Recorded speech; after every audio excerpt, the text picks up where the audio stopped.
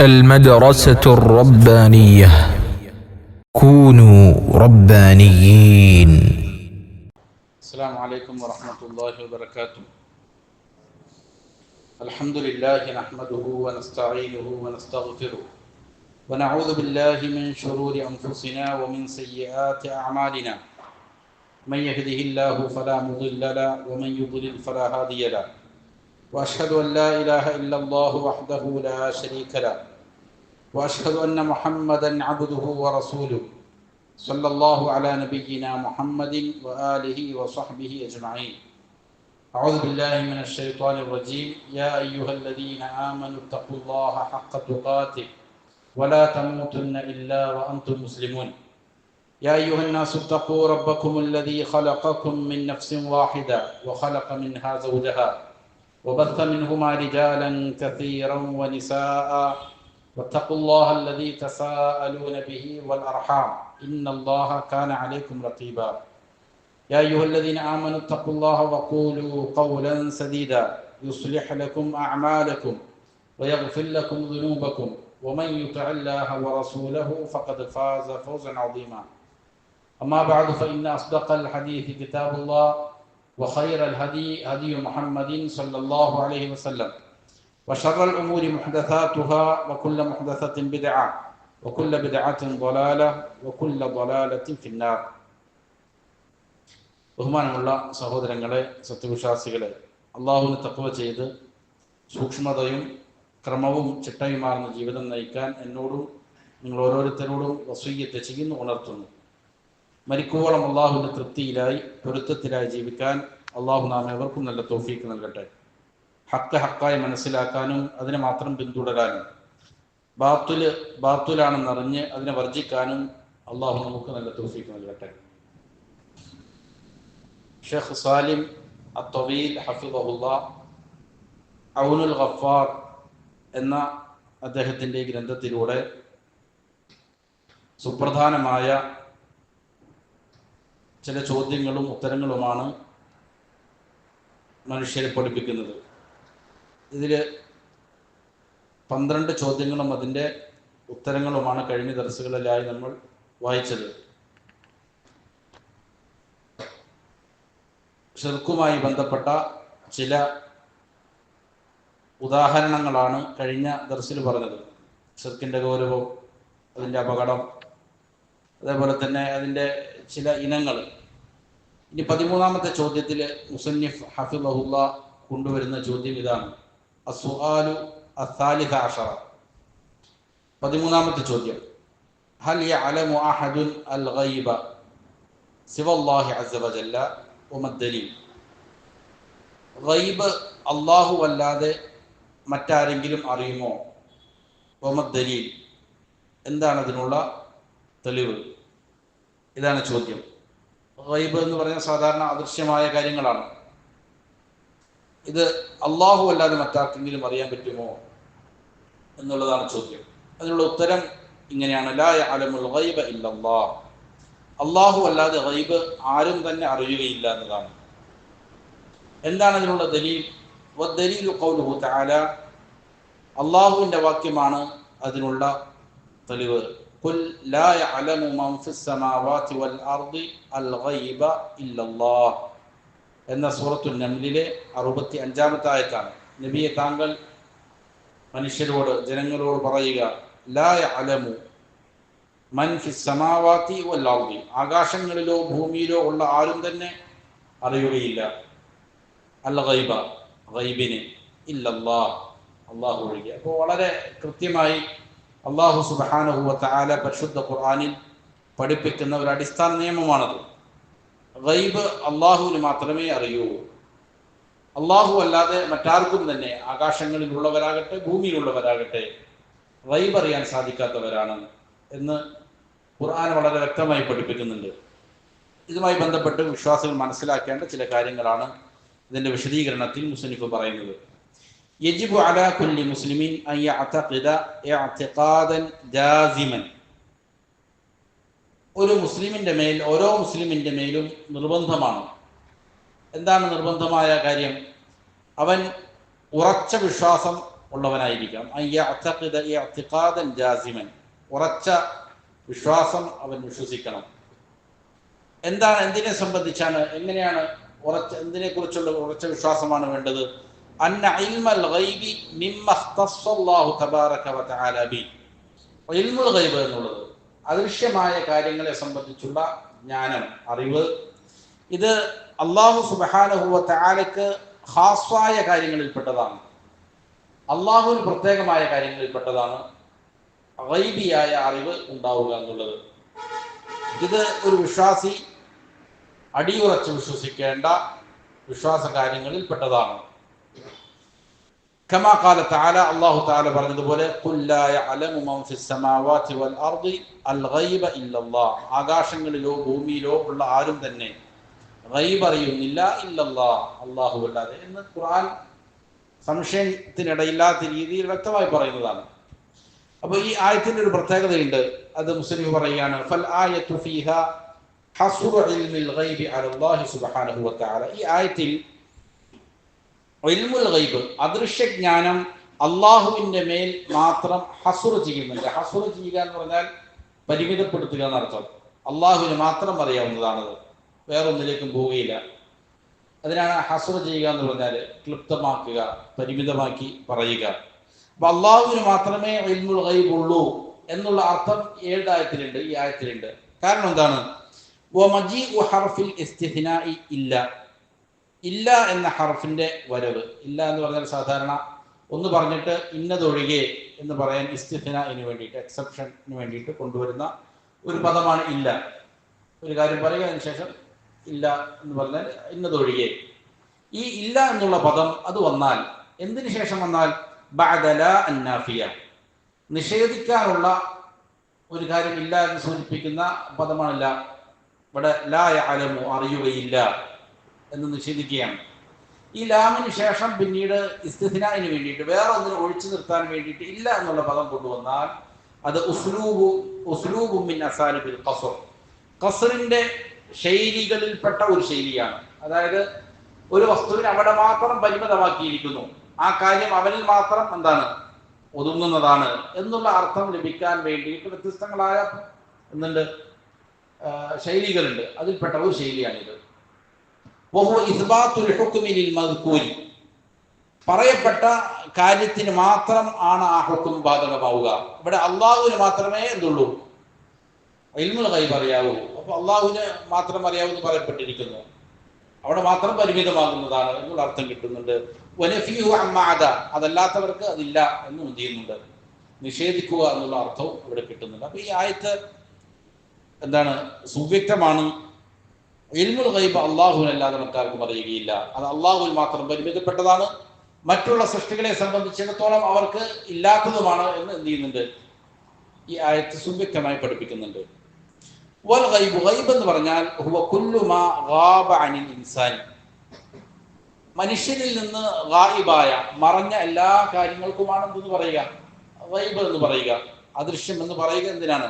മനുഷ്യനിൽ നിന്ന് ഗായിബായ, മറഞ്ഞ എല്ലാത്തിനും ഗായിബ് എന്ന് പറയും, ഗൈബ് എന്ന് പറയും. ഇത് ബഹുവ നൗആനി, രണ്ട് ഇനമുണ്ട്, ഗൈബുകൾ രണ്ടിനമുണ്ട്. ഗൈബുൻ നിസ്ബിയുൻ, നിസ്ബിയായ ഗൈബാണ്, ആപേക്ഷികമായ ഗൈബുണ്ട്. ഒരാൾക്ക് അത് കാര്യം ഗൈബായിരിക്കും, എന്നാൽ വേറൊരാൾക്ക് എന്താവില്ല, ഗൈബാവുകയില്ല. അങ്ങനെയുള്ള ആപേക്ഷികമായ ഗൈബുണ്ട്. ഏതാണ്? ഹുവല്ലദീ യഅലമുഹു ബഅദുൽ ഖൽഖി ദൂന ബഅദിൻ, സൃഷ്ടികളിൽ നിന്ന് ചില ആളുകൾക്ക് അതിനെക്കുറിച്ച് അറിയാമായിരിക്കും, എന്നാൽ വേറെ ചില ആളുകൾക്ക് അറിയില്ലാത്ത കാര്യങ്ങൾ ഉണ്ടാകാം. ഉദാഹരണം പറഞ്ഞാൽ ഫമൻ ഹദറ മജ്ലിസൻ ഫഇന്നഹു യഅലമു മാ യഹദുസു ഫീ വമൻ ഗാബ ഫലാ യഅലമു. ഉദാഹരണം പറഞ്ഞാൽ ഇപ്പൊ ഈ മജ്ലിസിൽ എന്താണ് സംഭവിക്കുന്നതെന്ന് ആർക്കാണ് അറിയാവുന്നത്? ഇവിടെ ഹാജരായിട്ടുള്ള ആളുകൾക്കറിയാം. ഇവിടെ ഹാജരാകാത്ത ആളുകളെ സംബന്ധിച്ചിടത്തോളം ഇവിടെ സംഭവിക്കുന്നത് എന്താണെന്ന് അവർക്കറിയില്ല. അപ്പൊ അത് ആപേക്ഷികമായ ഗൈബാണ്. രണ്ടാമത് പറഞ്ഞ ഗൈബുൽ മുത്ലഖുണ്ട്, നിരുപാധികമുള്ള അദൃശ്യമുണ്ട്, അദൃശ്യജ്ഞാനമുണ്ട്. വഹുവ മാ ഗാബ അനിൽ ഖൽഖി ജമീഅൻ, മുഴുവൻ സൃഷ്ടികളെ തൊട്ടും മറഞ്ഞ കാര്യത്തിനാണ് എന്ന് പറയുക. ഇങ്ങനെയുള്ള മുത്ലഖ്, നിരുപാധികമുള്ള ഗൈബ് എന്ന് പറയുക. വലാ യഅലമുഹു ഇല്ലല്ലാഹ്, അത് ആരല്ലാതെ അറിയുകയില്ല, അല്ലാഹു സുബ്ഹാനഹു വ തആല അല്ലാതെ അറിയുകയില്ല. കല്ലദീ സയഹ്ദുസു ഫിൽ മുസ്തഖ്ബൽ, ഏതുപോലെ ഭാവിയിൽ നടക്കാൻ പോകുന്ന ഒരു കാര്യത്തെ പോലെ. എന്നറിയുന്നവൻ ആരാണ്? അള്ളാഹുവാണ്. ഭാവിയിൽ എന്ത് നടക്കും എന്നറിയുന്നവൻ അള്ളാഹു മാത്രമാണ്. ഉദാഹരണം പറഞ്ഞാൽ മസലൻ ഫലാ യഅലമു മൻ സയദ്ഖുലുൽ ജന്ന, സ്വർഗ്ഗത്തിൽ ആരെല്ലാം പ്രവേശിക്കും എന്നുള്ളത് അറിയുന്നവൻ ആരാണ്? അള്ളാഹുവാണ്.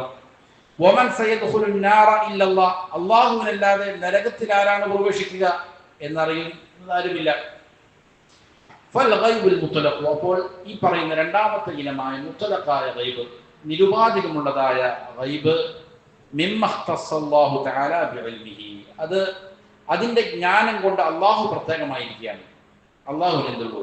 മുത്ലഖൻ, നിരുപാധികമുള്ള ഗൈബ് അള്ളാഹുവിനെ അറിയുകയുള്ളൂ.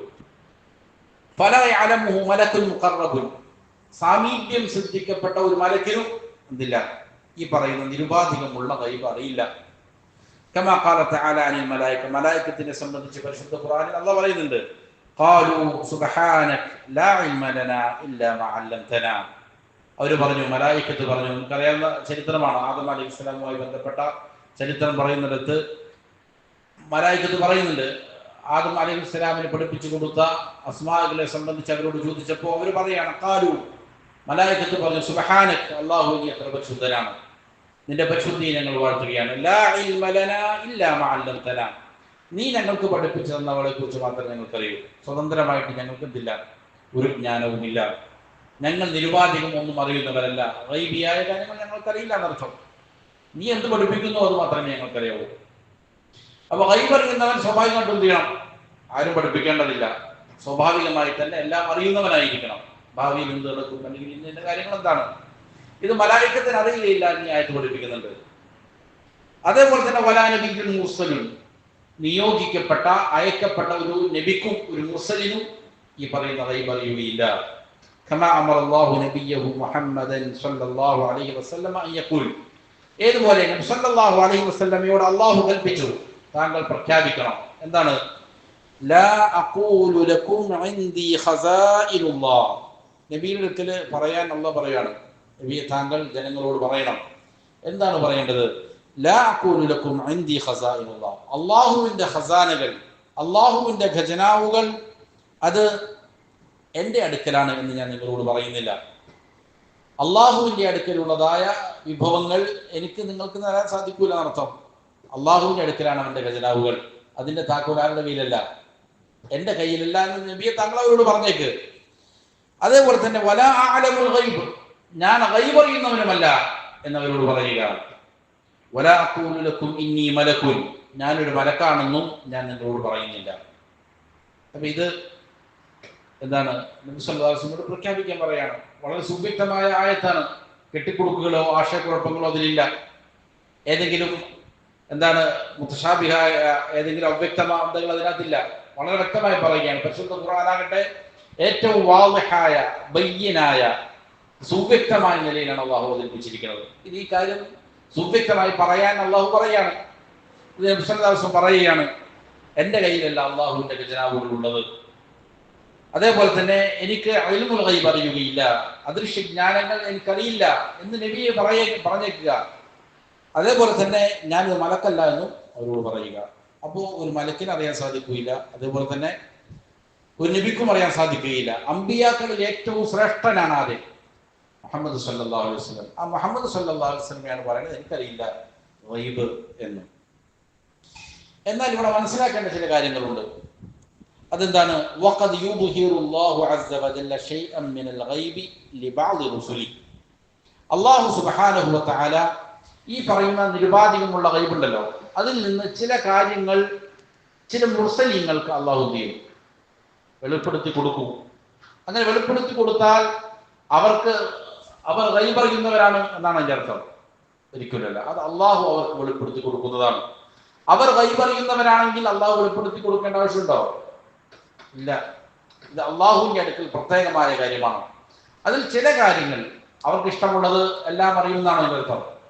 അവർക്ക് ഇഷ്ടമുള്ളതെല്ലാം അള്ളാഹു അറിയിച്ചു കൊടുക്കുമോ? അതുമില്ല. അള്ളാഹു ഉദ്ദേശിക്കുന്ന ചില കാര്യങ്ങൾ ചില മുർസലീങ്ങൾക്ക് അള്ളാഹു ചെയ്യും, വെളിപ്പെടുത്തി കൊടുക്കും. കമാ ഖാല തആല, അത് അള്ളാഹു തആല പറയുന്നുണ്ട്, ആലിമുൽ ഗൈബി ഫലാ യുബ്ഹിറു അലാ ഗൈബിഹി അഹദ. അവൻ ആലിമുൽ ഗൈബാണ്, ഗൈബ് അറിയുന്നവനാണ് അല്ലാഹു. ഫലാ യുബ്ഹിറു അലാ ഗൈബിഹി അഹദ, അവന്റെ ആ ഗൈബിനെ ആർക്കും തന്നെ അവൻ വെളിപ്പെടുത്തുകയില്ല. ഇല്ലാമൻ, ചിലർക്കൊഴികെ. ആരാണ്?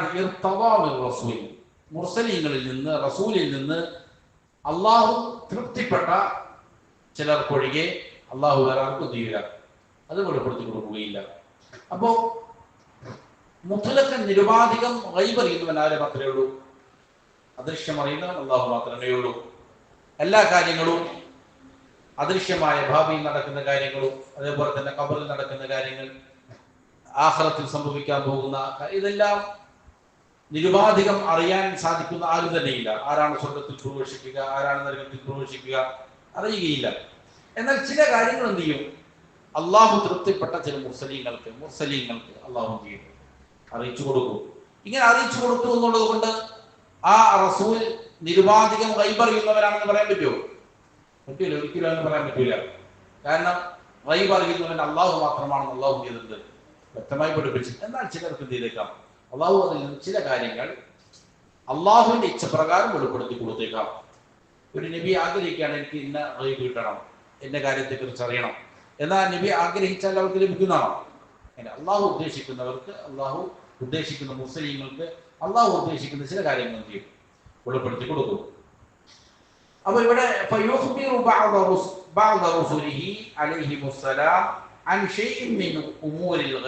ഇവിടെ അള്ളാഹു പറയുന്നത് എന്താണ്? അവന്റെ മുർസലീങ്ങളിൽ നിന്ന് ചിലർക്ക് ഗൈബിൽ നിന്ന് ചില കാര്യങ്ങൾ അള്ളാഹു സുബ്ഹാനഹു വ തആല അറിയിച്ചു കൊടുക്കും. മിമ്മാ സയഖഉ ഫിൽ മുസ്തഖ്ബൽ, അത് ഭാവിയിൽ സംഭവിക്കാൻ പോകുന്നതായ കാര്യങ്ങളിൽ നിന്ന് ചിലതിനെ അറിയിച്ചു കൊടുക്കും. ഇത് പരിശുദ്ധ ഖുർആനിൽ നമുക്ക് അതിന്റെ തെളിവുകൾ കാണാം. വ്യത്യസ്തങ്ങളായ തെളിവുകളുണ്ട്.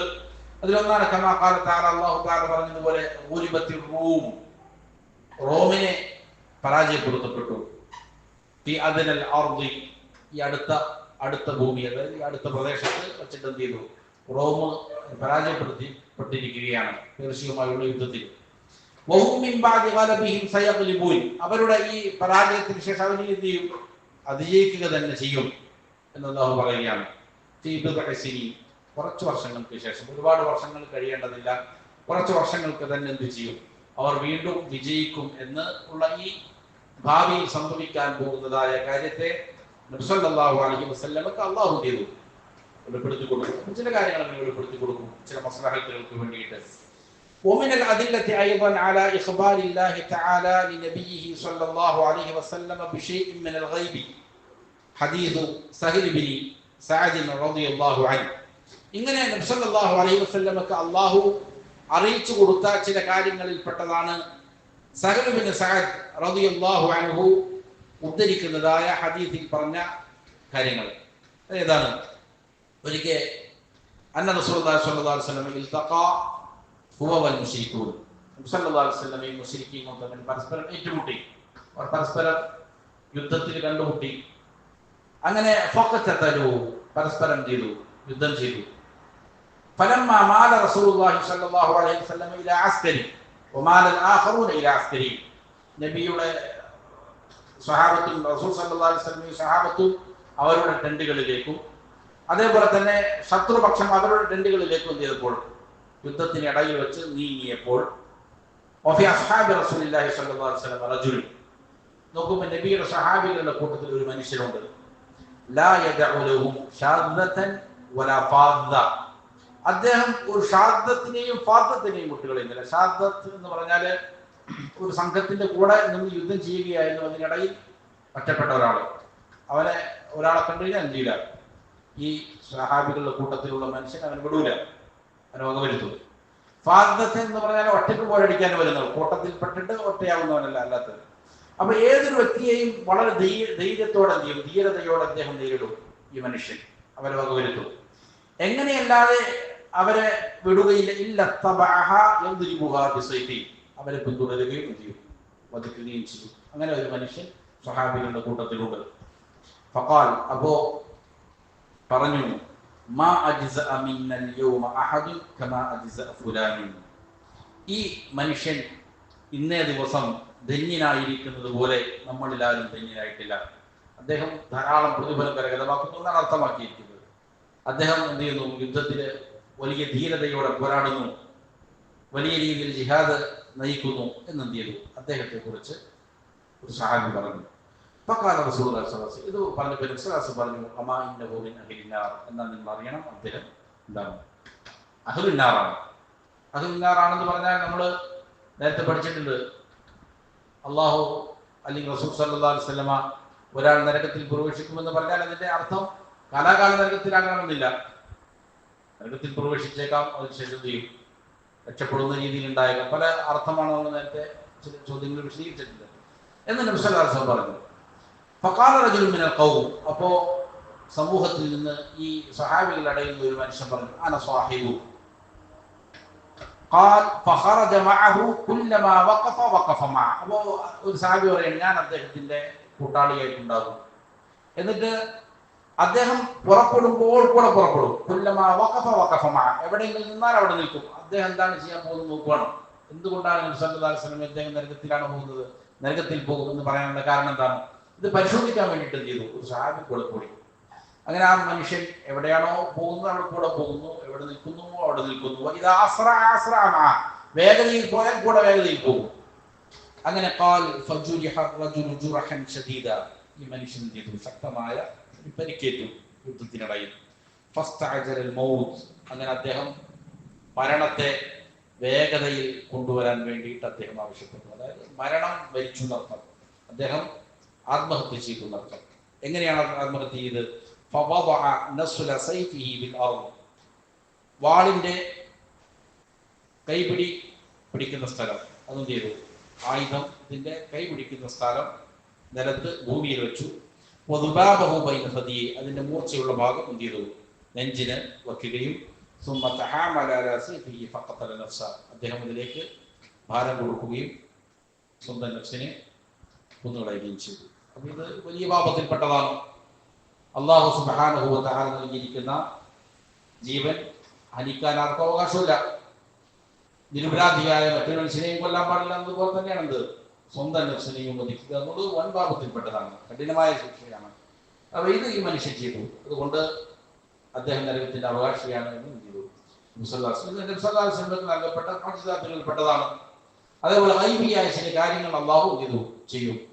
അവൻ തൃപ്തിപ്പെട്ട ചില മുർസലീങ്ങൾക്ക് ചില കാര്യങ്ങൾ ഇങ്ങനെ അറിയിച്ചു കൊടുക്കും എന്നുള്ളതിന് ഉദാഹരണമാണിത്. എന്നാൽ മനസ്സിലാക്കേണ്ടത് ഒരാൾ ഇൽമുൽ ഗൈബ് വാദിക്കുകയാണ്. എനിക്ക് നാളെ നടക്കാൻ പോകുന്ന കാര്യങ്ങൾ അറിയാം, അല്ലെങ്കിൽ ഖിയാമത്ത് നാളെന്നാണ് ഉണ്ടാവുക എന്ന് എനിക്കറിയാം. ചില ആളുകളുണ്ട്, പോയി അടുത്തെല്ലാം കണ്ടു 2068 എന്ത് ചെയ്യും?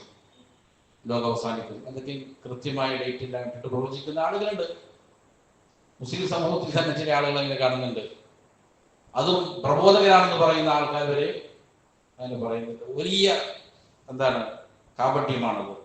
അത് കുഫറാണെന്നുള്ളത്. ഇൽമുൽ ഗൈബ് ആരെങ്കിലും അവന് വാദിച്ചാൽ കുഫറാണ്.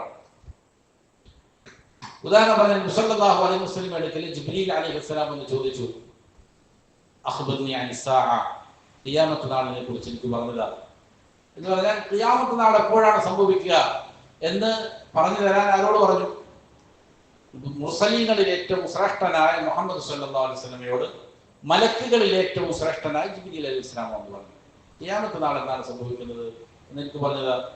അപ്പൊ നബി സല്ലല്ലാഹു അലൈഹി വസല്ലം പറഞ്ഞു കൊടുത്ത മറുപടി, ചോദിക്കപ്പെട്ടവൻ ചോദിച്ചവനേക്കാൾ ഈ വിഷയത്തിൽ അറിവില്ലാത്തവനാണ്. ചോദിച്ചത് ഇവിടെ മലക്കുകളിൽ ശ്രേഷ്ഠനാണ്. വഹി നൽകുന്നതായ കൊണ്ടു കൊടുക്കുന്നതായ മലക്കാണ് ജിബ്രീൽ അലൈഹിസ്സലാം. വഹി നൽകപ്പെടുന്നയാളാണ് ആര്? മുഹമ്മദ് സല്ലല്ലാഹു അലൈഹി വസല്ലം. ഇവര് തന്നെ പറയാണ് എന്താണ്? ഞങ്ങൾക്കറിയില്ല, ഖിയാമത്ത് നാളിൽ സംഭവിക്കും എന്ന് ഞങ്ങൾക്കറിയില്ല. എന്നിട്ട് ചില ആളുകൾ കണക്കൂട്ടി പറയാണ്, ഇത്ര വർഷം കഴിയും എന്ത് ചെയ്യും?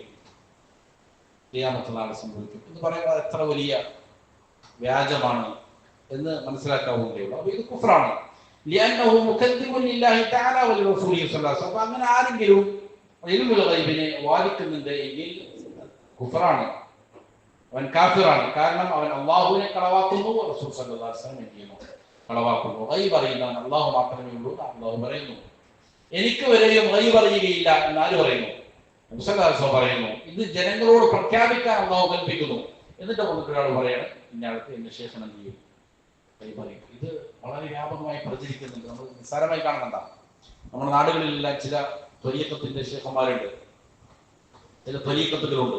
അവരുടെ അടിസ്ഥാനപരമായ അഖീദ, ഞങ്ങൾ ബൈഅത്ത് ചെയ്തിരിക്കുന്ന ഷെയ്ഖിന് ഞങ്ങളറിയാം, ഞാനൊരു നിഷിദ്ധം ചെയ്താൽ എന്റെ ഷെയ്ഖ് അറിയും എന്ന് വിശ്വസിക്കുന്നവരുണ്ട്. ആ ഷെയ്ഖ് അറിയും എന്നുള്ള കാരണത്താൽ ഇവരെന്ത് ചെയ്യുന്നു, ഹറാമിൽ നിന്ന് മാറി നിൽക്കുന്നു, സാമ്പത്തിക ക്രമക്കേടുകളിൽ നിന്ന് മാറി നിൽക്കുന്നു. നമുക്കറിയാം ധാരാളം ആളുകളുണ്ട് അങ്ങനെ. കാരണം എന്താണ്?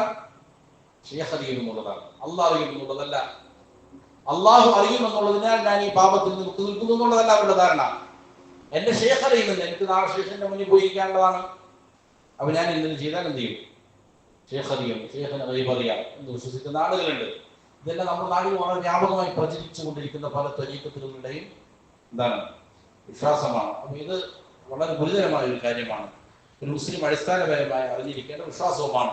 ഗൈബ് അള്ളാഹു അല്ലാതെ മറ്റാരും അറിയുകയില്ല, അള്ളാഹു എന്ത് ചെയ്യുള്ളൂ, ഗൈബ് അറിയുകയുള്ളൂ എന്നുള്ള വിശ്വാസം. ഇനി അസ്സുആലു റാബിഅ അശർ, 14ാമത്തെ ചോദ്യം, മത്താ തകൂനുൽ അഅമാലു മഖ്ബൂല ഇൻദല്ലാഹി അസ്സ വജൽ. അമലുകൾ, മനുഷ്യർ ചെയ്യുന്ന അമലുകൾ അത് കബൂലാക്കപ്പെടുന്നത്, സ്വീകരിക്കപ്പെടുന്നത് എപ്പോഴാണ്? അള്ളാഹുവിന്റെ അടുക്കൽ എപ്പോഴാണ് സ്വീകരിക്കപ്പെടുന്നത്? അമലുകൾ ധാരാളം മനുഷ്യന്മാർ ചെയ്യുന്നുണ്ട്. അമലുകൾ ചെയ്താൽ അത് അള്ളാഹുവിങ്കൽ സ്വീകരിക്കപ്പെടണം. സ്വീകരിക്കപ്പെട്ടില്ലെങ്കിൽ വലിയ നഷ്ടമാണ്. പരിശുദ്ധ ഖുർആനും തിരുസുന്നത്തുമെല്ലാം അതിന്റെ ഭീകരമായ മുഖം നമുക്ക് ചൂണ്ടിക്കാണിക്കുന്നുണ്ട്. പല സ്ഥലങ്ങളിൽ ധാരാളം അമൽ ചെയ്ത ആളുകൾ ഉണ്ടാവും, സമ്പത്ത് ധാരാളം ചെലവഴിച്ചവരുണ്ടാവും, ജീവൻ തന്നെ ത്യജിച്ചവരുണ്ടാവും, അതേപോലെ തന്നെ സമയം ത്യജിച്ചവരുണ്ടാവും. പക്ഷെ അള്ളാഹുവിന്റെ മുന്നിലെത്തുമ്പോൾ ചെയ്ത അമലുകളെല്ലാം പാഴായി പോകുന്നു, നിഷ്ഫലമായി പോകുന്നു. ഈ അവസ്ഥ വളരെയധികം പേടിക്കേണ്ട ഒരു അവസ്ഥയാണ്. അതുകൊണ്ട് തന്നെ നമ്മൾ ചെയ്യുന്ന ഏത് അമലും, ചെറുതാകട്ടെ വലുതാകട്ടെ, ഇത് സ്വീകരിക്കപ്പെടണമെന്നുള്ള ഉറച്ച ബോധ്യം നമുക്ക് ഉണ്ടാവണം. ഇത് അള്ളാഹുവിന്റെ അടുക്കൽ ചെല്ലുമ്പോൾ ചില ആളുകളുണ്ട്, അവർ പറയുന്നത് ഞങ്ങൾക്ക് സ്വർഗവും നരകമൊന്നും വിഷയമല്ല, സ്വർഗത്തെ പേടിച്ചുകൊണ്ടല്ല ഞങ്ങൾ, സ്വർഗത്തെ ആഗ്രഹിച്ചുകൊണ്ടല്ല ഞങ്ങൾ അമൽ ചെയ്യുന്നത്, നരകത്തെ പേടിച്ചുകൊണ്ടല്ല ഞങ്ങൾ അമൽ ചെയ്യുന്നത് പറയുന്ന ആളുകളുണ്ട്. പക്ഷെ നമ്മൾ ചെയ്യുന്നത് സ്വർഗം കിട്ടാനാണ്. ഇത് അമ്പിയാക്കളുടെ രീതി ഏതായിരുന്നു? അമ്പിയാക്കൾ സ്വർഗത്തിന് വേണ്ടി അള്ളാഹുവിനോട് ദുആ ചെയ്തിട്ടുണ്ട്, നരകത്തിൽ നിന്ന് രക്ഷപ്പെടാൻ വേണ്ടിയിട്ട് എന്ത് ചെയ്തിട്ടുണ്ട്? ദുആ ചെയ്തിട്ടുണ്ട്. അതേപോലെ തന്നെ നമ്മൾ സ്വർഗത്തെ പ്രതീക്ഷിക്കുന്നവരാണ്, നരകമോചനം ആഗ്രഹിക്കുന്നവർ തന്നെയാണ് നമ്മൾ. നരകമോചനത്തിൽ രക്ഷപ്പെടാൻ, നരകത്തെ പേടിക്കുന്നവരാണ് നമ്മൾ. അപ്പോൾ ഇത് കരസ്ഥമാകണമെങ്കിൽ, നമ്മൾ ചെയ്തിരിക്കുന്ന അമലുകൾ സ്വീകാര്യോഗ്യമാകണമെങ്കിൽ, അള്ളാഹുവിന്റെ അടുക്കൽ സ്വീകരിക്കപ്പെടണമെങ്കിൽ അതിന് ചില നിബന്ധനകളുണ്ട്. എപ്പോഴാണ് സ്വീകരിക്കപ്പെടുക എന്നുള്ളതാണ് ചോദ്യം. ഷെയ്ഖ് മറുപടി പറയുകയാണ്, ജവാബ് ഇദാ കാനത് ഖാലിസതൻ ലില്ലാഹി സുബ്ഹാനഹു വ തആല വ മുവാഫിഖതൻ ലിസുന്നതി റസൂലില്ലാഹി സ്വല്ലല്ലാഹു അലൈഹി വസല്ലം. പ്രധാനപ്പെട്ട 2 നിബന്ധനകളാണ് ഇവിടെ മുസ്ലിഫ് പറഞ്ഞത്. ഇതിന്റെ ഷറഹിൽ എന്ത് ചെയ്യുന്നുണ്ട്? വേറെ ചില നിബന്ധനകൾ പഠിപ്പിക്കുന്നുണ്ട്. ഏറ്റവും പ്രധാനപ്പെട്ട 2 നിബന്ധന, ഒന്ന്, ആ അമൽ ചെയ്യുന്നത് അള്ളാഹുവിന്റെ പ്രീതി മാത്രം കാക്ഷിച്ചുകൊണ്ടായിരിക്കണം. അള്ളാഹുവിന്റെ വജഹ്, അവന്റെ പ്രതിഫലം ആഗ്രഹിച്ചുകൊണ്ട് മാത്രമായിരിക്കണം ആ അമൽ ചെയ്യുന്നത്. വേറൊരു പ്രതിഫലവും വേറൊരു ഇച്ഛയും ആ വിഷയത്തിൽ ഉണ്ടാകാൻ പാടില്ല, ലാഭവും അവൻ ഇച്ഛിക്കാൻ പാടില്ല. അതേപോലെ നബി സല്ലല്ലാഹു അലൈഹി വസല്ലമ എങ്ങനെയാണോ അമൽ ചെയ്യാൻ പഠിപ്പിച്ചത്, നബിയുടെ സുന്നത്തിനോട് മുവാഫിഖാകണം, അനുയോജ്യമാകണം ആ അമൽ. ഈ 2 അടിസ്ഥാനപരമായ കാര്യങ്ങൾ ഉണ്ടെങ്കിലേ അമൽ അല്ലാഹുവിന്റെ എന്താവും സ്വീകരിക്കപ്പെടുകയുള്ളൂ. അതിനുശേഷം അതിനെ വിശദീകരിക്കുന്നിടത്ത് മുസന്നിഫ് പറയുന്നു, യുഷ്തറതു ലി ഖബൂലി അൽ-അഅമാലി ഇൻദല്ലാഹി 4 ശുറൂത്ത്. അല്ലാഹുവിന്റെ അടുക്കൽ അമലുകൾ സ്വീകരിക്കപ്പെടുന്നതിന് 4 ഷർത്തുകൾ നിശ്ചയിക്കപ്പെട്ടിട്ടുണ്ട്, ഷർത്താക്കപ്പെടുന്നുണ്ട്. 4 നിബന്ധനകളുണ്ട്. അതിൽ ഒന്നാമത്തെ ഷർത്ത് അഷ്റത്തുൽ അവ്വൽ അൽ ഇസ്ലാം, മുസ്ലിമായിരിക്കുക എന്നുള്ളതാണ്. മുസ്ലിമാണ് എങ്കിൽ മാത്രമേ ഒരാളുടെ അമൽ അല്ലാഹു സ്വീകരിക്കുകയുള്ളൂ. ആഖിറത്തിൽ അള്ളാഹുവിന്റെ അടുക്കൽ ആ അമൽ സ്വീകരിക്കപ്പെടുകയും പ്രതിഫലം നൽകപ്പെടുകയും ചെയ്യണമെങ്കിൽ എന്ത് വേണം? ഇസ്ലാം അനിവാര്യമാണ്. ദുനിയാവിൽ ചിലപ്പോൾ ചില അമലുകൾക്ക് എന്ത് ചെയ്തേക്കാം, കുഫാറുകൾക്കും ദുനിയാവിയായ ചില പ്രതിഫലങ്ങൾ കിട്ടിയേക്കാം, ചില പ്രശസ്തിയും ചില സ്ഥാനമാനങ്ങളൊക്കെ കിട്ടിയേക്കാം. പക്ഷെ ഒരു മനുഷ്യൻ ചെയ്യുന്ന അമൽ അതിന് ആഖിറത്തിൽ അള്ളാഹുവിന്റെ അടുക്കൽ സ്വീകരിക്കപ്പെടണമെങ്കിൽ എന്ത് തന്നെ വേണം? ഇസ്ലാം അനിവാര്യമാണ്, അതല്ലെങ്കിൽ സ്വീകരിക്കപ്പെടൂല. ഫൽകാഫിറു അമലുഹു മർദൂദ്, കാഫിറിന്റെ അമൽ തള്ളപ്പെടും. ഇത് പരിശുദ്ധ ഖുർആൻ കൃത്യമായി പറയുന്ന കാര്യമാണ്. അള്ളാഹു പറയുന്നു, വഖദിംനാ ഇലാ മാ അമിലു മിൻ അമലിൻ ഫജഅൽനാഹു ഹബാഅൻ മൻതൂറ, നാം അവർ ചെയ്തിരിക്കുന്ന അമലുകളിലേക്ക് തിരിയും, എന്നിട്ട് അതിനെ ചിതറിയ ധൂളുകൾ കണക്കെ എന്ത് ചെയ്യും? പറത്തിക്കളയും, അത് ഇല്ലായ്മയാക്കി കളയും, നിഷ്ഫലമായ ശൂന്യമായ അവസ്ഥയിലേക്ക് എന്ത് ചെയ്യും? അവരുടെ അമലുകൾ പോകും. അപ്പോൾ കുഫാറുകൾ ചെയ്ത ധാരാളം അമലുകൾ ഉണ്ടാവും. ഈ അമലുകൾ എത്ര വലിയ അമലുകളാണെങ്കിലും, എത്ര സമ്പത്ത് ചെലവഴിച്ചതാണെങ്കിലും, സമയം ചെലവഴിച്ചതാണെങ്കിലും, എത്ര ആരോഗ്യം അതിന് ചെലവഴിച്ചുവെങ്കിലും അത് എന്താവില്ല? സ്വീകരിക്കപ്പെടുകയില്ല. അള്ളാഹുവിന്റെ അടുക്കൽ അത് സ്വീകരിക്കപ്പെടുകയില്ല. ഇസ്ലാം ഉണ്ടാവുക എന്നുള്ള ഏത് അമലിന്റെയും ഷർത്താണ്. വുദൂഇന്റെ ഷർത്താണ്, നമസ്കാരത്തിന്റെ ഷർത്താണ്, ഹജ്ജിന്റെ ഷർത്താണ്. ഏത് അമലുകൾ അള്ളാഹുവിന്റെ അടുക്കൽ സ്വീകരിക്കപ്പെട്ടെങ്കിൽ എന്താവും? മുസ്ലിമായിരിക്കണം. രണ്ടാമത്തെ നിബന്ധന അൽ ഇഖ്ലാസു ലില്ലാഹി തആല, അല്ലാഹു തആലക്കുള്ള ഇഖ്ലാസാണ്. വഹുവ, ഇഖ്ലാസ് എന്ന് പറഞ്ഞാൽ അൻ തകൂന നിയ്യത്തുൽ ആമിലി വഖസ്ദുഹു ഇബ്തിഗാഅ വജ്ഹില്ലാഹി തആല, ആ അമൽ ചെയ്യുന്ന മനുഷ്യന്റെ ഉദ്ദേശം, അവന്റെ നിയ്യത്ത്, അവന്റെ വിചാരം അള്ളാഹുവിന്റെ വജ്ഹിനെ കാക്ഷിക്കുക എന്നുള്ളതാണ്. വേറെ ഒരു പ്രതിഫലവും അവൻ കാക്ഷിക്കുന്നില്ല. ഞാൻ ഈ ചെയ്യുന്ന അമൽ മുഖേന എനിക്ക് അള്ളാഹുവിൽ നിന്നുള്ള പ്രതിഫലമാണ് വേണ്ടത് എന്നുള്ള പ്രതീക്ഷയും വെച്ചുകൊണ്ട് അമൽ ചെയ്താൽ മാത്രമേ എന്ത് ചെയ്യുള്ളൂ? സ്വീകരിക്കപ്പെടുകയുള്ളൂ, അള്ളാഹു സ്വീകരിക്കുകയുള്ളൂ. കാരണം അള്ളാഹു പറഞ്ഞു, വമാ ഉമിറൂ ഇല്ലാ ലിയഅ്ബുദുല്ലാഹ മുഖ്ലിസീന ലഹുദ്ദീൻ ഹനഫ. ഇത് വളരെ പ്രധാനപ്പെട്ട ഒരു ആയത്താണ്. മനുഷ്യരോട് കൽപ്പിക്കപ്പെട്ടിട്ടില്ല ഇല്ലാ ലിയഅ്ബുദുല്ലാഹ, എന്തിനല്ലാതെ? അള്ളാഹു മാത്രം അവർ ഇബാദത്ത് ചെയ്യാനല്ലാതെ അവരോട് കൽപ്പിക്കപ്പെട്ടിട്ടില്ല. അപ്പോ നാം ചെയ്യുന്ന ഇബാദത്തുകൾ നാം ചെയ്യുന്നത് എന്തിനാണ്? അള്ളാഹു നമ്മോട് കൽപ്പിച്ചത് കൊണ്ടാണ്. നമസ്കരിക്കാൻ നമ്മോട് കൽപ്പിച്ചു, നമ്മൾ എന്ത് ചെയ്യുന്നു? നമസ്കരിക്കുന്നു, ചിട്ടയായി നമസ്കരിക്കുന്നുണ്ട്. ഓരോ സമയങ്ങളിൽ നമ്മൾ നമസ്കരിക്കുന്നുണ്ട്. കാരണം എന്താ? അള്ളാഹു കൽപ്പിച്ചതാണ്. സക്കാത്ത് കൊടുക്കുന്നുണ്ട്, അള്ളാഹ് കൽപ്പിച്ചത് കൊണ്ടാണ്. നോമ്പെടുക്കുന്നുണ്ട്, അള്ളാഹ് കൽപ്പിച്ചത് കൊണ്ടാണ്. അതേപോലെ തന്നെ മറ്റുള്ള അമാലുകൾ ഒക്കെയും അങ്ങനത്തെ അള്ളാഹു കൽപ്പിച്ചു എന്നുള്ളതിനാലാണ് നമ്മൾ ചെയ്യുന്നത്, അമൽ ചെയ്യുന്നത്. എന്നാൽ അള്ളാഹു സുബ്ഹാനഹു വ തആല കേവലം ഇബാദത്തുകൾ അർപ്പിക്കാൻ മാത്രമാണോ കൽപ്പിച്ചത്? അല്ല. വമാ ഉമിറു ഇല്ലാ ലിയഅ്ബുദുല്ലാഹ മുഖ്ലിസീന ലഹുദ്ദീന ഹനഫ, ഹനഫാക്കളായിക്കൊണ്ട് അസത്യത്തെ പൂർണ്ണമായും വിട്ട സത്യത്തിലേക്ക് ചാഞ്ഞവരായി ഇബാദത്തുകൾ അഖിലവും അള്ളാഹുവിന് മാത്രം സമർപ്പിക്കുന്നവരായി ഇബാദത്ത് ചെയ്യാനാണ് ചെയ്തത്. ഇഖ്ലാസോടെ അമൽ ചെയ്യാൻ കൽപ്പിച്ചത്. അപ്പോ ഇബാദത്ത് ചെയ്യാൻ കൽപ്പിച്ചതുപോലെ തന്നെ എന്തിനും അള്ളാഹു കൽപ്പിച്ചിട്ടുണ്ട്. ഇഖ്ലാസും അള്ളാഹു കൽപ്പിച്ചതാണ്. നമസ്കരിക്കാൻ കൽപ്പിച്ചു, നമസ്കരിക്കുന്നു. ആ നമസ്കാരം കൽപ്പിക്കപ്പെട്ടതുപോലെ തന്നെ നമസ്കാരത്തിൽ ഇഖ്ലാസ് ഉണ്ടാകണം എന്നുള്ളത് എന്താണ്? അള്ളാഹുവിന്റെ കൽപ്പനയാണ്. അപ്പൊ ഈ കൽപ്പനയും നമ്മുടെ ബോധത്തിൽ വേണം. അള്ളാഹ് പറഞ്ഞതുകൊണ്ട് ഞാൻ ബോധ സമയമായി നമസ്കരിക്കുന്നു, അള്ളാഹ് പറഞ്ഞതുകൊണ്ട് അസ്ർ നമസ്കരിക്കുന്നു, മഗ്രിബ് നമസ്കരിക്കുന്നു. ഇത് നമസ്കരിക്കാൻ വേണ്ടി മാത്രമല്ല കൽപ്പിച്ചത്, പിന്നെയോ അത് ഇഖ്ലാസ് വേണമെന്നതും അള്ളാഹുവിന്റെ കൽപ്പനയാണ്. ആ ഇഖ്ലാസ് ബോധപൂർവ്വം നമ്മുടെ മനസ്സിലുണ്ടാക്കിയെടുക്കണം. വഖാല തബാറക വതആല, അല്ലാഹു തആല പറഞ്ഞു, അലാ ലില്ലാഹി ദീനുൽ ഖാലിസ്, അല്ലാഹുവിനാണ് ഖാലിസായ ഇബാദത്തുകൾ. അപ്പോൾ ഖാലിസായ ഇബാദത്തുകൾ അല്ലാഹുവിന്റെ അടുത്ത് സ്വീകാര്യമാവുകയുള്ളൂ. കലർപ്പുള്ളത് എന്തിയില്ല, അല്ലാഹുവിന്റെ അടുത്ത് സ്വീകാര്യമല്ല. ഫമൻദൂഖുൽ ആയ അന്നൽ അമലൽ ഖാലിസ മഖ്ബൂലുൻ ഇൻദല്ലാഹ്. ഈ ആയത്തിന്റെ പ്രത്യക്ഷാർത്ഥം എന്താണ്? ഖാലിസ് അല്ലാഹുവിന്റെ അടുക്കൽ എന്ത് ചെയ്യും? സ്വീകരിക്കപ്പെടും. നിഷ്കളങ്കമായ അമൽ അല്ലാഹുവിന്റെ അടുക്കൽ സ്വീകരിക്കപ്പെടും. വൽ മഫ്ഹൂം, എന്നാൽ ഈ ആയത്തിന്റെ മഫ്ഹൂം എന്താണ്? അതിൽ നിന്ന് വായിക്കപ്പെടുന്നത് എന്താണ്? മനസ്സിലാക്കപ്പെടുന്നത് എന്താണ്? അന്നമാ ലം യകുൻ ഖാലിസൻ ഫഹുവ മർദൂദുൻ അലാ സാഹിബിഹി. ഖാലിസ് അല്ലാഹുവിൽ എന്ത് ചെയ്യില്ല? സ്വീകരിക്കുകയില്ല, തള്ളപ്പെടും എന്നുള്ളതാണ് ആ ആയത്തിൽ നിന്ന് വിവക്ഷിക്കപ്പെടുന്നത്. അതാണ് ആയത്ത് പ്രത്യക്ഷമായി പറയുന്നത്. ഖാലിസെ അള്ളാഹു സ്വീകരിക്കുകയുള്ളൂ എന്ന് പറഞ്ഞാൽ ഖാലിസ് അല്ലാത്ത എന്ത് ചെയ്യും? തള്ളിക്കളയും. അത് അവർക്ക് തന്നെ മണ്ണിലേക്ക് തന്നെ മടക്കപ്പെടും.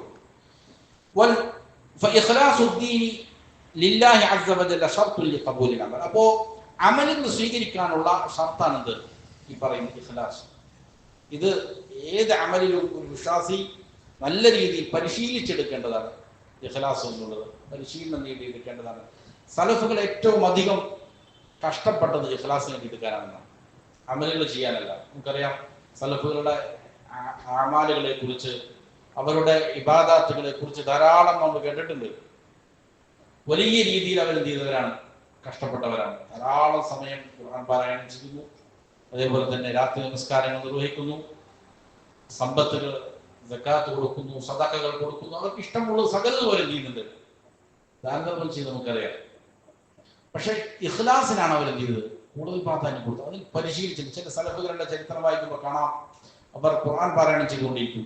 അപ്പൊ ആരെങ്കിലും വന്നു കഴിഞ്ഞാൽ എന്ത് ചെയ്യുന്നതാണ്, ഖുർആൻ അടച്ചുവെക്കുന്ന, ഖുർആൻ അടച്ചിട്ട് മാറ്റിവെക്കും. ആരെങ്കിലും വരുന്ന അനക്കം കേട്ട് കഴിഞ്ഞാൽ ഖുർആൻ അടച്ചിട്ട് ചെയ്യും, മാറ്റിവെക്കും. ഞാൻ ഖുർആൻ പാരായണം ചെയ്തുകൊണ്ടിരിക്കുകയായിരുന്നു എന്ന് നീയരുത്, അവരറിയാം. അത്ര സൂക്ഷ്മത പാലിക്കുമായിരുന്നു സലഫുകൾ. ചില സലഫുകളെ കുറിച്ച് പറയുന്നത് കാണാം, അവർ വീടിനുള്ളിൽ വാതിലടച്ച് ഖുർആൻ പാരായണം ചെയ്തുകൊണ്ടേയിരിക്കും, രാത്രി നമസ്കാരത്തിലെല്ലാം ഏർപ്പെട്ടുകൊണ്ടേയിരിക്കും. അങ്ങനെ ദീർഘമായ നമസ്കാരത്തിന് ശേഷം കരഞ്ഞ് പ്രാർത്ഥിച്ച് പാരായണങ്ങൾ ചെയ്യും. അതിനുശേഷം അവരെന്ത് ചെയ്യുമായിരുന്നു, അവർ ഉടുത്ത വസ്ത്രം മാറ്റും, കാരണം കണ്ണുനീർ ഒഴുകിയിട്ടുണ്ടാവും. അവർ മുഖം കഴുകി കണ്ണിൽ സുറുമയിടുമായിരുന്നു, കണ്ണ് ചുവന്നിരിക്കുന്നത് തിരിച്ചറിയപ്പെടാതിരിക്കാൻ വേണ്ടി. എന്നിട്ടായിരുന്നു ആളുകളുടെ മുന്നിൽ പോകുമായിരുന്നുള്ളൂ എന്ന് ചില സലഫുകളെ കുറിച്ച് എന്ത് ചെയ്തിട്ട് അവരുടെ മക്കൾ ഉദ്ധരിക്കുന്നതായിട്ട് കാണാൻ സാധിക്കും. അപ്പോൾ ഇഖ്ലാസിന് വേണ്ടി നല്ല കഷ്ടപ്പാട് ഇതുണ്ട്, സഹിച്ചിട്ടുണ്ട്. വിവാദാത്തുകൾ അധികം ചെയ്യുന്നതിനോട് കൂടെ നല്ല നിഷ്കളങ്കമായിരിക്കാനും, നമ്മൾ ചെറിയ എന്തെങ്കിലും വിവാദാത്തുകൾ ചെയ്യുന്നു, അതെന്ത് ചെയ്യുന്നു, മറ്റുള്ളവരെ അറിയിക്കാനും, എന്നിട്ട് അതിൻ്റെ മേൽ എന്ത് ചെയ്യുക, ലാഭങ്ങൾ കൊയ്യാൻ വേണ്ടിയിട്ട് മനുഷ്യർ ശ്രമിക്കുന്നു. പിൽക്കാലത്തുള്ള സലഫുകൾ അങ്ങനെയായിരുന്നില്ല. ഒരു ധാരാളം അമലുകൾ ചെയ്യുന്നു, ചെയ്യുന്ന അമലുകൾ എന്ത് ചെയ്യുന്നു, മറച്ചു വെക്കുന്നു, അള്ളാഹുവിന്റെ പ്രതിഫലം മാത്രം അതിൽ കാക്ഷിക്കുന്നു. ഇത് വളരെയധികം ശ്രദ്ധിക്കേണ്ട ഒരു കാര്യമാണ്. അള്ളാഹുവിന്റെ പ്രതിഫലം മാത്രം കാക്ഷിക്കാതെ ആരെങ്കിലും അമൽ ചെയ്താൽ അള്ളാഹു സ്വീകരിക്കുകയില്ല. അത് പർവ്വത സമാനമായ അമലുകളാണെങ്കിലും, എത്രയധികം ചെയ്തിട്ടുണ്ടെങ്കിലും അള്ളാഹു തആല പറയുന്നുണ്ട്, നബിയെ, താങ്കൾക്കും താങ്കളുടെ മുൻഗാമികൾക്കും വഹി നൽകപ്പെട്ടിട്ടുണ്ട്.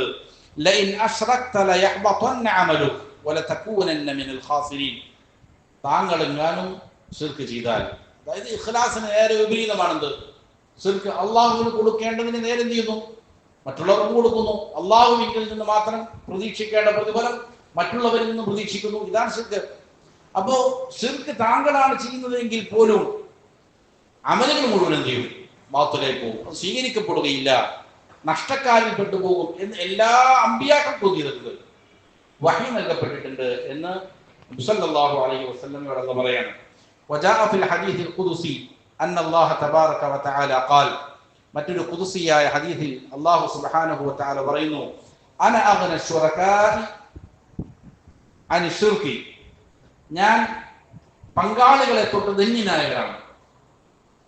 മൻ അമില അമലൻ അശ്റക ഫീഹി മഅി ഗൈരി തറക്തുഹു വശിർക, ആരെങ്കിലും ഒരു അമൽ ചെയ്യുന്നു, ആ അമലിൽ എന്നോട് കൂടെ വേറൊരാളെയും ചെയ്തിട്ടുണ്ട്, പങ്കു ചേർത്തിട്ടുണ്ട് എങ്കിൽ അവനെയും അവന്റെ ശിർക്കിനെയും ഞാൻ എന്ത് ചെയ്യും, ഉപേക്ഷിക്കും, അത് അള്ളാഹു സ്വീകരിക്കുകയില്ല എന്നുള്ളതാണ്. മറ്റൊരു റിവായത്തിൽ ഇങ്ങനെയാണ്, ഞാനും അവനായിട്ട് ബന്ധമുണ്ടാവില്ല.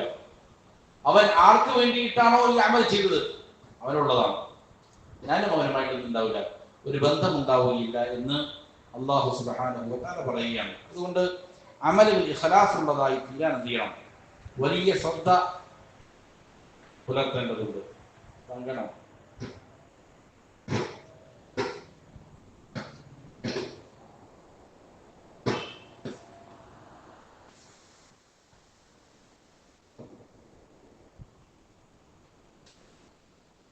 മുസന്നിഫ് ഹഫിളഹുല്ലാഹ് പറയുകയാണ്, ഫയൻബഗി ലിൽമുസ്ലിമി അൻ യഹ്രിസ അലൽ ഇഖ്ലാസ്. അതുകൊണ്ട് ഒരു മുസ്ലിം ഇഖ്ലാസ് ഉണ്ടാക്കാൻ വേണ്ടിയിട്ട് നല്ല തൽപരനാകണം, അതിൽ ഹിർസുള്ളവനാണ്, ഇഖ്ലാസ് സമ്പാദിക്കണം.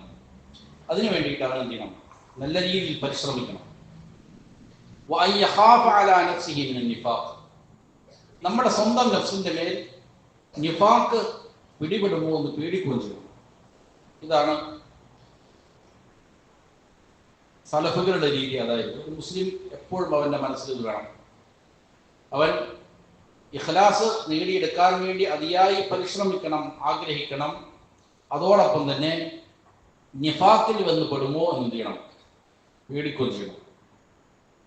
ഖാല ഇബ്നു അബീ മുലൈക റഹിമഹുല്ലാഹ്, ഇബ്നു അബീ മുലൈക പറഞ്ഞു, താബിഈങ്ങളിൽപ്പെട്ട പ്രസിദ്ധനാണ്. അദ്റക്തു 30 മിൻ അസ്ഹാബി നബി സ്വല്ലല്ലാഹു അലൈഹി വസല്ലം, നബി സല്ലല്ലാഹു അലൈഹി വസല്ലമയുടെ സ്വഹാബികളിൽ 30ഓളം പേരെ ഞാൻ എന്ത് ചെയ്തിട്ടുണ്ട്, കണ്ടിട്ടുണ്ട്. കുല്ലുഹും യഖാഫു അൻ-നിഫാഖ അലാ നഫ്സിഹി, അവരെല്ലാം തന്നെ അവരുടെ നഫ്സിന്റെ മേൽ നിഫാഖിനെ പേടിച്ചിരുന്നു. സ്വഹാബികൾ 30 പേരെ കണ്ടതിൽ 30 പേരും ചെയ്യുന്നുണ്ട്, ഞാൻ നിഫാഖിൽ അകപ്പെട്ടിട്ടുണ്ടോ എന്ന് പേടിക്കുന്നവരായിരുന്നു. മാ മിൻഹും അഹദുൻ യഖൂൽ ഇന്നഹു അലാ ഈമാനി ജിബ്രീല വ മീകായിൽ, അവരിൽ ആരും തന്നെ ഇങ്ങനെ പറഞ്ഞിട്ടില്ല, ഞാൻ ജിബ്രീലിന്റെ ഈമാനുള്ള ആളാണ് അല്ലെങ്കിൽ മീകായിലിന്റെ ഈമാനുള്ള ആളാണെന്ന് അവരാരും തന്നെ പറഞ്ഞിട്ടില്ല. എല്ലാം പേടിയായിരുന്നു, എന്നിൽ നിഫാഖ് സംഭവിക്കുമോ എന്നുള്ളതായ ഭയമുള്ളവരായിരുന്നു സഹാബികൾ എന്ന് ഇബ്നു അബീ മുലൈക റഹിമഹുല്ലാഹ് പറയുകയാണ്. ഹസനുൽ ബസ്രി റഹിമഹുല്ലാഹ് പറഞ്ഞു, മാ ഖാഫഹു ഇല്ലാ മുഅ്മിനുൻ വലാ അമിനഹു ഇല്ലാ മുനാഫിഖുൻ, അതിനെ മുഅ്മിനല്ലാതെ പേടിക്കുകയില്ല. അപ്പോ നിഫാഖിനെ മുഅ്മിന് പേടിയുണ്ട്. അതിനെ തുടർന്ന് നിർഭയനാകുന്നവൻ ആരാണ്? മുനാഫിഖാണ്. മുനാഫിഖ് അതിനെക്കുറിച്ച് നിർഭയനായിരിക്കും, യാതൊരു പേടി ഉണ്ടാവില്ല. അതുകൊണ്ട് തന്നെ സലഫുകൾ ഒട്ടുമിക്കാറും സലഫുകളിൽ നിന്ന് ഉദ്ധരിക്കപ്പെട്ട വാക്യങ്ങളാണ്. അവരെന്ത് ചെയ്യുന്നത്, പേടിച്ചിരുന്നതാണ്. അവർ ധാരാളം അമൽ ചെയ്യുന്നവരാണെങ്കിലും വലിയ രീതിയിൽ പേടിച്ചിരുന്നു. മരണസമയത്ത് ധാരാളം സലഫുകളുടെ ചരിത്രം പറയുന്നുണ്ട്, കരയുന്നതായിട്ട്. അപ്പോൾ അവർ പറയുന്നതാണ്, അവരുടെ അള്ളാഹുവിനെ കുറിച്ച് ഹുസ്നുൽ ഉള്ളതിനോടുകൂടെ തന്നെ നമ്മുടെ അമലുകൾ തള്ളപ്പെടുമോ, സ്വീകരിക്കാതെ നഷ്ടപ്പെട്ടു പോകുമോ എന്നുള്ള പേടിയുള്ളവരായിരുന്നു എന്നുള്ളതാണ്. അപ്പോൾ നിഫാഖിനെ പേടിക്കണം എന്നുള്ളതാണ് ഇനി. അതേപോലെ തന്നെ അതിന് നിർഭയനായിരിക്കുന്നവൻ ആരാണ്? മുനാഫിഖായിരിക്കും. ഇബ്നു ഖയ്യിം റഹിമഹുല്ലാഹ് പറഞ്ഞു, തല്ലാഹി, അല്ലാഹുവാണ് സത്യം, ലഖദ് ഖത്തഅ ഖൗഫുൻ നിഫാഖി ഖുലൂബസ് സാബിഖീന അൽ-അവ്വലീൻ, മുൻഗാമികളായ ആളുകളുടെ സലഫുകളുടെ ഹൃദയങ്ങളെ, നിഫാഖിനെ സംബന്ധിച്ചുള്ള പേടി അവരുടെ ഹൃദയങ്ങളെ മുറിച്ചു കളഞ്ഞു, ഹൃദയങ്ങളെ തകർത്ത് കളഞ്ഞു. അവരുടെ ഹൃദയങ്ങളെ തകർത്ത് കളഞ്ഞ കാര്യമാണ് നിഫാഖിനോടുള്ള പേടി. അത്ര പേടിച്ച് ജീവിച്ചവരാണ് സലഫുകൾ. നിഫാഖിനോടുള്ള പേടി അവരുടെ ഹൃദയത്തെ ചെയ്തു, തകർത്ത് കളഞ്ഞു. എന്താണ് അങ്ങനെ തകരാൻ കാരണം, പേടിക്കാൻ കാരണം?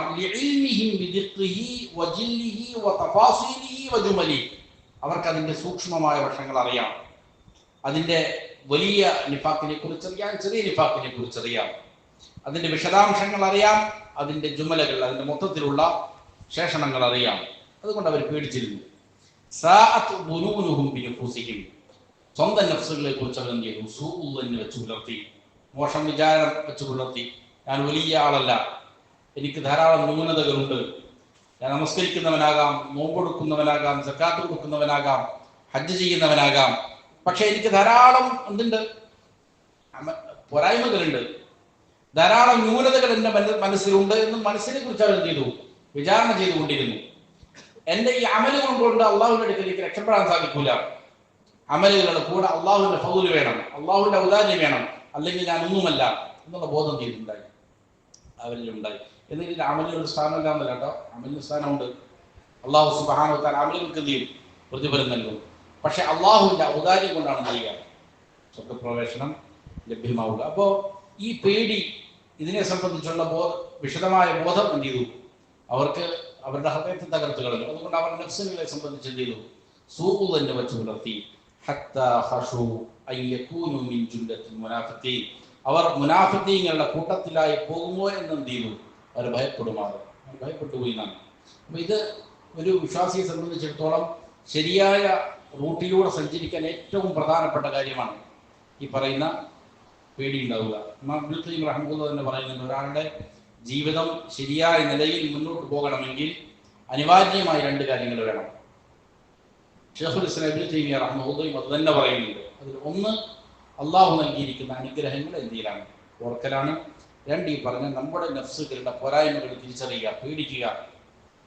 ഞാൻ നമസ്കരിക്കുന്നുണ്ടാകാം, പക്ഷേ എൻ്റെ നമസ്കാരത്തിൻ്റെ തൂക്കം എത്രയുണ്ട്, അത് എത്രത്തോളം ക്വാളിറ്റി ഉള്ളതാണ്, എത്ര മികച്ചതാണ്, എത്ര പോരായ്മകൾ അതിലുണ്ട് എന്നതിനെ കുറിച്ച് എന്ത് ചെയ്യുക, വിചാരണ ചെയ്യുക.